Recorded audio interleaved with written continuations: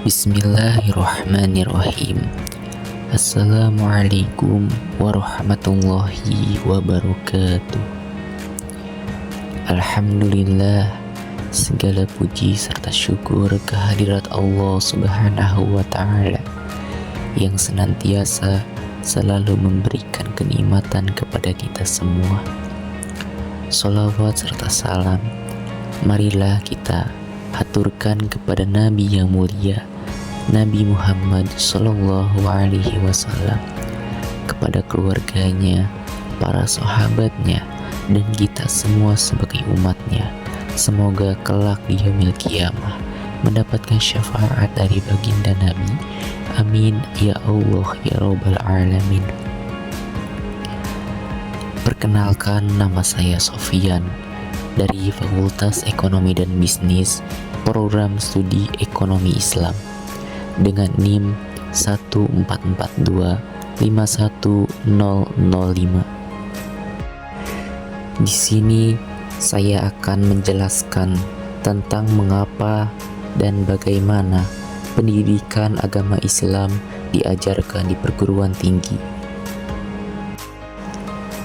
Untuk mengawali video ini, saya akan merefleksikan sejarah perkembangan pendidikan agama Islam di Indonesia terlebih dahulu. Sebelum tahun 1966, pendidikan agama Islam di perguruan tinggi bukan mata kuliah wajib. Mahasiswa yang berminat saja untuk mengikuti mata kuliah ini. Setelah berakhirnya rezim Orde Lama, dikeluarkanlah ketetapan MPRS yang menetapkan bahwa pendidikan agama wajib diajarkan di sekolah-sekolah, mulai sekolah dasar hingga perguruan tinggi. Pendidikan agama Islam pernah diajarkan di perguruan tinggi hingga 6 semester, PAI 1, PAI 2 hingga PAI 6. Kemudian mulai tahun 1983 ditetapkan 2 SKS pada program D3 dan S1 dengan catatan rektor perguruan tinggi diperbolehkan menambah jumlah SKS pendidikan agama Islam. Berdasarkan Undang-Undang Nomor 12 Tahun 2012 tentang Pendidikan Tinggi, PAI ditetapkan sebagai mata kuliah wajib umum atau MKWU PAI. Di luar perkuliahan, terutama di masjid kampus, mahasiswa peminat mendalami agama Islam dalam wadah tutorial pendidikan agama Islam oleh mentor atau tutor. Pernahkah kamu mendengar istilah kampus di atas awan? Pernah berkembang kritik pedas yang ditujukan terhadap eksistensi dan peran perguruan tinggi di Indonesia. Ada yang berpendapat bahwa perguruan tinggi tidak berbeda dengan proyek Menara Gading. Maksudnya, perguruan tinggi hanya berorientasi kepada kemegahan dirinya dan melupakan peran nyata dalam menyelesaikan berbagai permasalahan masyarakat, bangsa, dan negara. Perguruan tinggi seperti itu diibaratkan bagai kampus di atas awan, berada di awang-awang dan tidak bersentuhan dengan problem real kemasyarakatan, kebangsaan, dan kenegaraan. Mukti Ali, mantan Menteri Agama Republik Indonesia dan Guru Besar IAIN Sunan Kalijaga Yogyakarta, bahkan menyatakan di seluruh dunia orang selalu tidak puas dengan hasil-hasil yang diperoleh dari perguruan tinggi. Masyarakat selalu menuntut lebih dari hasil yang dihasilkan oleh perguruan tinggi. Hal ini disebabkan perubahan di masyarakat berlangsung lebih cepat daripada perubahan yang terjadi di dalam perguruan tinggi. Adalah suatu kenyataan bahwa lulusan perguruan tinggi tidak seluruhnya dapat menghayati dinamika perubahan di dalam masyarakatnya. Jika demikian, maka hukum-hukum dan proses-proses dinamika yang menyertai berbagai perubahan cepat di masyarakat harus menjadi kajian penting dalam kampus. Mahasiswa sebagai inti masyarakat akademik di kampus harus mempelajari hal itu agar kelak dapat menjadi alumnus yang memiliki kontribusi positif bagi masyarakat, bangsa, dan negara. Apabila sinyalem di atas benar, maka pernyataan mendasar dapat dikemukakan pada uraian ini terhadap eksistensi dan peran mata kuliah pendidikan agama Islam di perguruan tinggi. Akankah mata kuliah pendidikan agama Islam akan berkembang dan menjelma menjadi sebuah proyek menara gading, atau akan menjadi sebuah mata kuliah dari kampus yang berada di atas awan?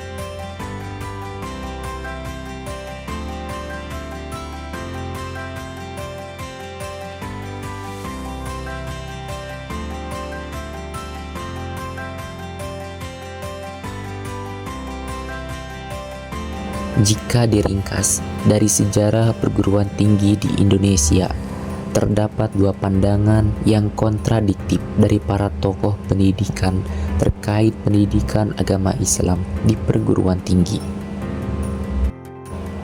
Pendapat yang pertama menyatakan pendidikan agama Islam perlu diajarkan di perguruan tinggi. Alasannya, negara, dalam hal ini perguruan tinggi, wajib menjaga keberagaman para warganya, termasuk menjaga keberagaman para mahasiswa yang sedang belajar di perguruan tinggi. Pendapat keduanya menyatakan pendidikan agama Islam tidak perlu diajarkan di perguruan tinggi. Alasannya, agama merupakan urusan pribadi, keluarga, dan institusi keagamaan seperti masjid, pesantren, dan organisasi keagamaan. Negara tidak perlu ikut campur dalam urusan agama. Pandangan tokoh manakah yang kamu setujui? Terdapat 4 landasan tentang perlunya pendidikan agama Islam di perguruan tinggi. Yang pertama, psikologis. Yang kedua, sosial budaya. Yang ketiga, historis. Dan yang keempat, filosofis dan yuridis. Secara psikologis, manusia itu makhluk teogenetis atau teis, makhluk bertuhan, ataukah ateis, tidak bertuhan. Realitasnya ada manusia yang teis dan ada juga manusia yang ateis. Artinya, secara konseptual ada manusia yang teis, ateis, dan setengah teis ateis. Realitas juga menunjukkan bahwa masing-masing kelompok saling mencoba mempengaruhi kelompok yang lain. Kelompok teis mengajak agar manusia menyembah dan mentaati Tuhan, sedangkan kelompok ateis mengajak agar manusia tidak bertuhan atau meninggalkan Tuhan. Implikasinya, kelompok teis berusaha menyelenggarakan pendidikan agama, sementara kelompok ateis menolak, bahkan menghalang-halangi penyelenggaraan pendidikan agama.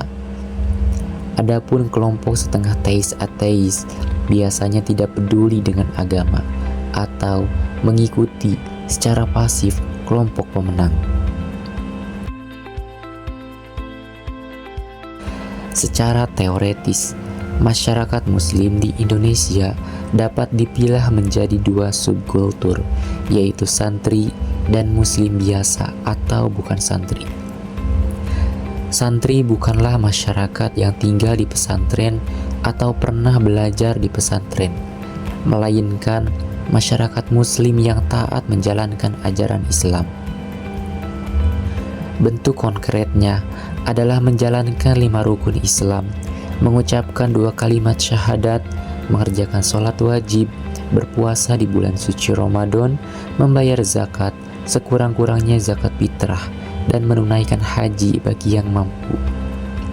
Mereka yang lebih taat beragama bahkan mencoba menjadikan agama Islam dalam seluruh manifestasi hidup mereka. Mereka mengerjakan sholat-sholat sunnah, berpuasa sunnah, membayar infak dan sedekah, menunaikan ibadah umroh, serta terlibat dalam forum-forum keagamaan dan meyakini pentingnya belajar agama bagi diri dan keluarga. Adapun masyarakat muslim biasa atau bukan santri adalah masyarakat muslim yang kurang taat menjalankan ajaran Islam. Mereka tidak mengerjakan sholat 5 waktu, tidak berpuasa pada bulan suci Ramadan, dan tidak membayar zakat. Namun, rukun Islam pertama dan terakhir dikerjakan. Mereka mengucapkan 2 kalimat syahadat sekurang-kurangnya ketika ijab kabul dan menjalankan ibadah haji bagi yang mampu. Kemudian, ketika ada keluarganya yang meninggal dunia, biasanya mereka mengadakan selamatan dengan pengajian. Secara historis, bangsa Indonesia memiliki 2 sistem pendidikan, yakni pesantren dan sekolah. Pesantren merupakan model pendidikan asli bangsa Indonesia, sedangkan sekolah merupakan model pendidikan yang diadopsi dari penjajah Belanda. Masing-masing model pendidikan ini memiliki keunggulan dan kelemahan. Keunggulan model pesantren adalah kaya dalam pengembangan keberagamaan dan moralitas, tetapi lemah dalam pengembangan ilmu dan teknologi. Sebaliknya, model sekolah unggul dalam pengembangan ilmu dan teknologi, tetapi lemah dalam pengembangan keberagamaan dan moralitas. Tentu yang ideal adalah menggabungkan keunggulan dari kedua model pendidikan tersebut, sekaligus mengurangi kelemahan dari masing-masing model. Eksistensi mata kuliah pendidikan agama Islam di perguruan tinggi dan mata pelajaran pendidikan agama Islam di sekolah memiliki landasan filosofis dan yuridis yang sangat kuat. Landasan filosofis pendidikan agama Islam berpijak pada Pancasila, terutama sila pertama, yakni ketuhanan yang Maha Esa. Adapun secara yuridis, berpijak pada ketentuan perundang-undangan yang berlaku. Sumber yuridis penyelenggaraan pendidikan agama Islam di perguruan tinggi sebagai berikut. 1. Pancasila. 2. Undang-Undang Dasar 1945 hasil amandemen. 3. Undang-Undang Nomor 20 Tahun 2003 tentang Sistem Pendidikan Nasional atau Sisdiknas. 4. Undang-Undang Nomor 17 Tahun 2007 tentang Rencana Pembangunan Jangka Panjang Nasional tahun 2005 hingga 2025. 5. PP Nomor 5 Tahun 2010 tentang Rencana Pembangunan Jangka Menengah tahun 2010 hingga 2014. 6.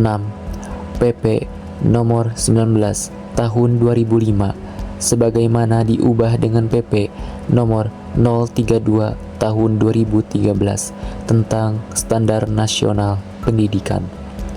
7. Undang-Undang Nomor 12 Tahun 2012 tentang Pendidikan Tinggi. Bagaimana pendidikan agama Islam diajarkan di perguruan tinggi? Pendapat pertama menyatakan pembelajaran pendidikan agama Islam di perguruan tinggi perlu kaya dengan substansi. Mahasiswa harus dibekali dengan sebanyak-banyaknya materi pendidikan agama Islam. Dosen pendidikan agama Islam harus menyuguhkan materi pembelajaran agama secara luas dan mendalam. Pendapat kedua menyatakan pembelajaran pendidikan agama Islam di perguruan tinggi perlu kaya dengan proses. Dosen pendidikan agama Islam cukup menyuguhkan substansi materi yang paling dasar dan inti saja. Adapun pengembangannya diserahkan untuk digali oleh mahasiswa. Oleh karena itu, yang terpenting bagi dosen pendidikan agama Islam adalah memberikan keterampilan kepada mahasiswa tentang cara-cara atau pendekatan yang paling tepat untuk memahami dan mengimplementasikan ajaran agama. Sedangkan mahasiswa secara aktif menggali dan membangun kemungkinan metodologik yang dapat mereka gunakan agar pemahaman dan pengalaman keislaman mereka semakin baik. Sekian penjelasan dari saya ucapkan terima kasih.